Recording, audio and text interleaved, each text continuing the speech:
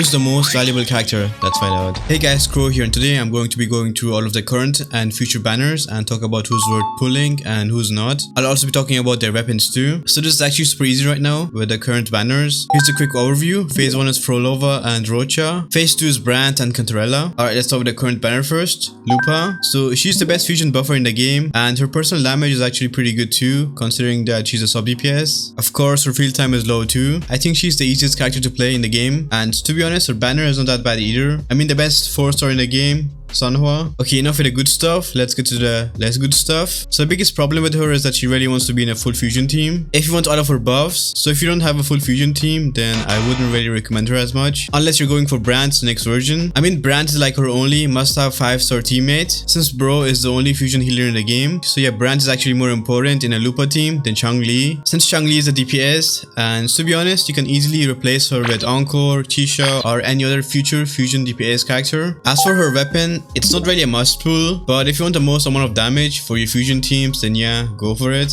I actually went for it since I want to play couch potato more. You know what, since we're talking about Lupa, let's talk about Brant next. So if you have Lupa, then Brant is a must pull for you, since you need 3 fusion characters to get all of Lupa's buffs, and Brant is the only fusion healer in the game. I sometimes even forget that this guy's a healer, because his damage is way too high for a healer, and Bro shields your whole team too, like they all get their own shield. His field time is pretty low too, so perfect. Lupa just made his pull value skyrocket. You just can't go wrong with him. But yeah, if you don't have Lupa, then he's not really a must pull. So if you don't have Changli or Lupa, then you can play him as a main DPS with a basic attack damage jump character like Roccia or Sanhua, and of course the healer. But at that point, I would just pull a main DPS instead of him. His biggest downside is his signature weapon. I know he can work fine without it, like you can just give him the standard 5-star sword and the Molten Rift set, but having his signature just makes him a better unit, like way better. To be honest, if you don't have a signature weapon, then I wouldn't really recommend farming the Path-Breaking Courage set for him. That set is pretty hard to build. I mean, the ER requirements, while still trying to balance the crit rate and the crit damage, just nah. And you're only farming that set for him, like nobody else can use it. But it's fine to use that set if you're planning on pulling his signature in the future. Just give him the 4-star weapon, Overture, and you should be fine. But yeah, if you have him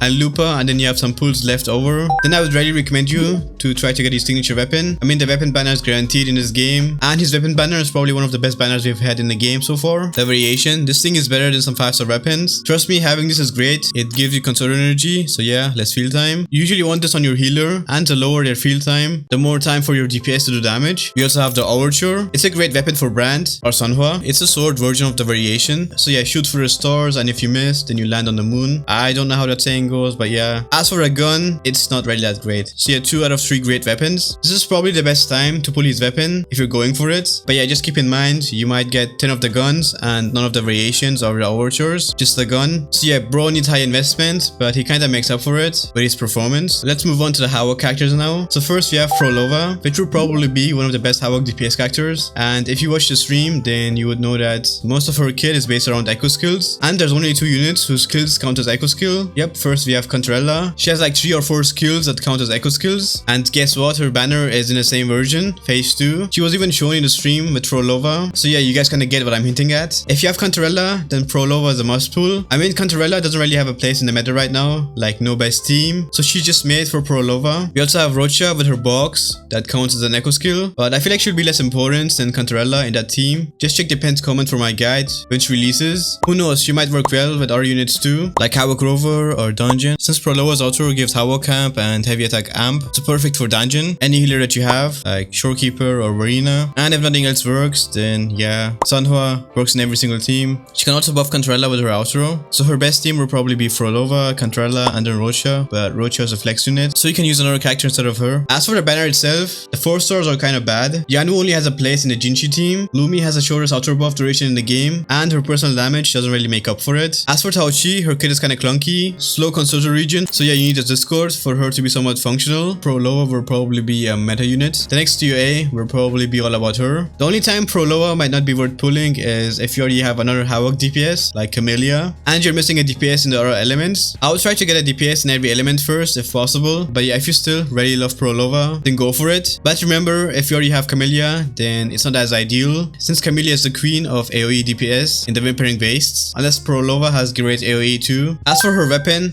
it will of course be her best in slot weapon. Alright, so this is her weapon, and yeah, let's just look at the stats. This is gonna be better than the String Master, and let's see.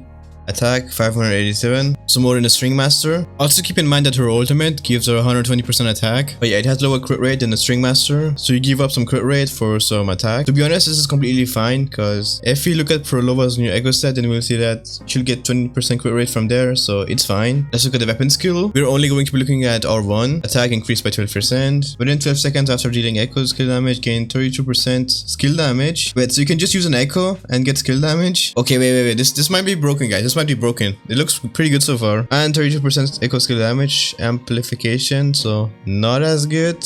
But yeah, it's fine for her. And ignore 8% of the enemy's defense. Wait, this is actually pretty good. What the heck? I mean, it just takes an echo skill to get the skill damage. 32%. And then like defense ignore. Like, come on, bro. But yeah, you guys probably already noticed. The only other resonant skill damage character is Yinlin. So this is mainly good for Phrolova and Yinlin with their skill damage. Kinda wonder how good this is on Yinlin. But yeah, the attack and defense ignore are still pretty good. So yeah, on most characters, you'll mainly be benefiting from the attack, the crit rate, and the defense ignore. I will still pull this, and I'll be giving the String Master to Cantarella, and then Phrolova can use her own weapon. So yeah, at the end of the day, you don't really need her signature weapon if you have the String Master. But if you want that extra damage, or if somebody else in the team is using the String Master, then yeah, it's fine, you can go for it. The String Master's color scheme also matches her perfectly. But yeah, at the end of the day, the String Master is still the best rectifier in the game. Next we have Roccia, a Havoc sub DPS. To be honest, I was kind of harsh on her in the past. I used her in the Whimpering Waves with Camellya, and that team is great, but the recent Whimpering Waves resets have been a lot easier than before, so you don't really need her as much unless they make it harder again, which I can't see them doing. Her grouping helps a lot, but she's kinda hard to recommend for a free to play with limited pools. Since the 4-star character, Sunhua, is almost as good as her. I know less damage and no AoE, but she makes up for it with her low field time. The thing is, you also need 70% crit rate for her, while balancing all of the other stats like energy regen to get the most out of her. I probably wouldn't have hit a 70% crit rate if it wasn't for Qiuyuan's weapon. I mean, even her skill tree doesn't give crit rate. It gives crit damage for some reason, don't ask me why. So you really want a faster crit rate weapon on her if you want to have an easier time building her. She's one of the harder characters to build. You also get interrupted easily while doing her jump attacks, unless you know the enemy's moveset or have her S1. But I would rather pull for another unit or their weapon instead of going for more copies of Roccia. So yeah, for now, I can't very recommend her. Just wait until Phrolova releases and see if she really needs Roccia or not. Before making the final decision, just check the pinned comment when I release my guide. As for her weapon, it's still a no. There aren't that many gauntlet DPSs in the game, and her damage isn't even that good with her weapon to be worth the potential 80 pulls. And for people who are saying, oh, I could just use it on our gauntlet DPS like Zani, why would you pull a sub DPS's weapon for a main DPS when the main DPS's weapon is better for them? So yeah, just pull your DPS's gauntlets and use that on her instead. But Qiuyuan's gauntlet is the only other one with crit rate, and this weapon banner isn't even that good. I mean, all of these 4 stars are a skip for me. I haven't used a single one of them or leveled them because they're not worth it, so even less of a reason for me to go for her weapon. And then we have Cantarella. She can heal, she does off-field coordinate attacks and slows the enemies for you. Again, she doesn't really have a place in the meta right now. Her only uses are coordinate attacker and skill damage amp for Jinhsi. If you're using Gacha in your Carlotta team, or skill amp for units like Carlotta if you have no one else, but then again, Tauchi exists, so her whole value will depend on Phrolova and how much she needs her. The 4 stars on her banner and Brant's banner are insane though. Mid-dungeon, she can be a good DPS or give Havoc damage amp with her outro. Yang, one of the best 4-star characters in the game, especially Whimpering Waves with her grouping. Morphe, great off-field damage and gets better with more copies. And heavy attack damage amp, so yeah, good to have. So yeah, again for her, I would just wait for Phrolova to release in the first half. Watch all of the comparison videos with her in her team and then decide if Phrolova needs Cantarella. If not, then yeah, you can just skip her and her weapon too. The String Master just destroys every other rectifier. I'll probably get Phrolova's weapon and then give String Master to Cantarella, since I really don't think her weapon is worth it. I mean, you even lose the buff when you switch off her, but it could be good if I want the most damage out of my Phrolova team. You know what, I might just throw 20 pulls on this banner, since I do kind of want more copies of the Variation and Overture. The other banner is Brant's weapon and I already have this, so there would be no point in me pulling here. It would be a waste. So this would be my only option, but again, I don't recommend pulling on a banner just for the 4 stars, because you could get unlucky and then only get the gun, which you don't need.